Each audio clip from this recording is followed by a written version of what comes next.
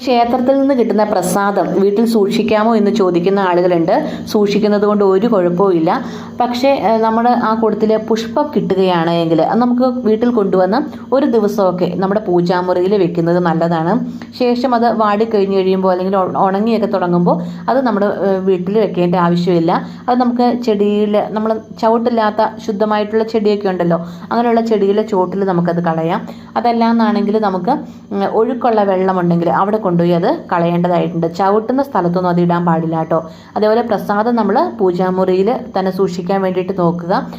അതായത് നമ്മൾ ചവിട്ടുന്നിടത്തോ വെറുതെ അങ്ങനെയുള്ള സ്ഥലങ്ങളിലൊന്നും ആ പ്രസാദം കിടക്കാനൊന്നും പാടില്ല.